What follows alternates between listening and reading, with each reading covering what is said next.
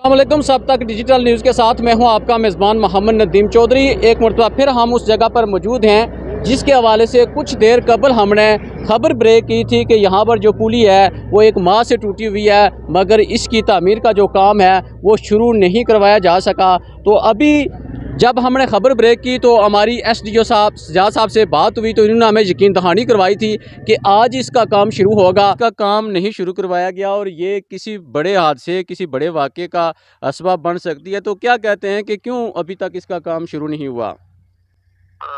जी, अस्सलामुअलैकुम सर। इस तरह है कि कल भी मैंने परसों के इस रोड का मैंने विजिट किया था, तो वहाँ जो एक्सकेवेटर मशीन वाला है उसे हमने बताया था वक्त से पहले आज ही हमने डाइवर्शन बनानी है, और डाइवर्शन के बाद जो है ना हमने जो है ना वो स्लैब जो टूटी हुई है उसको डिसमेंटल करके जो है ना वो कलवर्ट का काम शुरू करना है।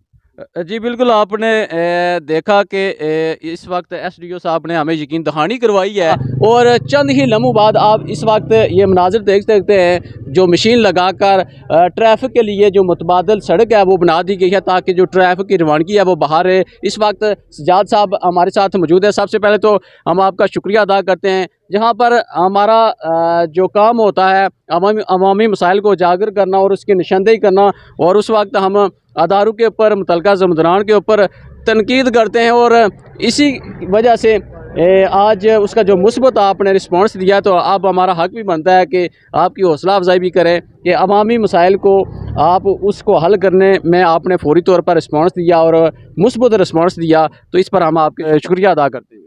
शुक्रिया भाई। सुबह आपने फ़ोन किया तो 2 दिन पहले भी हमने इस कलवर्ट का काम शुरू करना था, लेकिन चूँकि यहाँ एक लोकल एक्सकेवेटर मशीन थी वो उससे हमने बात की तो एक्सकेवेटर मशीन ख़राब थी, वो इस वजह से काम परसों हमारा नहीं स्टार्ट हो सका। रात को ही मैंने बात की थी एक्सकेवेटर मशीन वाले से। सुबह जब आप आए उसके फ़ौरन बाद दोबारा मेरी उससे बात हुई, उसने फ़ौरन मशीन भेज दी। मशीन भेजने के बाद हमने डाइवर्शन जो है वो उस पर काम कर दिया है। अभी जो हमारी ट्रैफ़िक है डाइवर्शन पर ट्रांसफ़र हो जाएगी, और एक्सकेवेटर मशीन से हमने जो कलवर्ट है उसकी खुदाई का काम कर लिया है।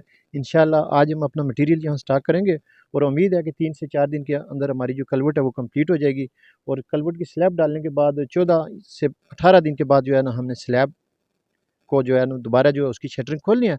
उसके बाद जाकर ट्रैफ़िक जो है ना इस पर रवां-दवां होगी। लेकिन 12 से 14 दिन जो है ना वो ट्रैफ़िक हमारी जो है ना वो डाइवर्शन के ऊपर ही मूव करेगी। बिल्कुल जी, आपने इनकी गुफ्तगू सुनी, हम इनका शुक्रिया अदा करते हैं कि फ़ौरी तौर पर इन्होंने रिस्पॉन्स दिया। और जब ये काम शुरू होगा तो जो यहाँ पर ट्रैफ़िक की रवानगी होती है, जो ड्राइवर हज़रात हैं उनको भी तवज्जो देनी होगी कि जब ये मुकम्मल हो जाएगी तो फ़ौरी तौर पर इसके ऊपर गाड़ी ना चलाएँ, क्योंकि जब कोई चीज़ तामीर की जाती है तो उसकी मखसूस लिमिट होती है। उस लिमिट के अंदर उसकी हिफाजत करना हमारी ज़िम्मेदारी होती है।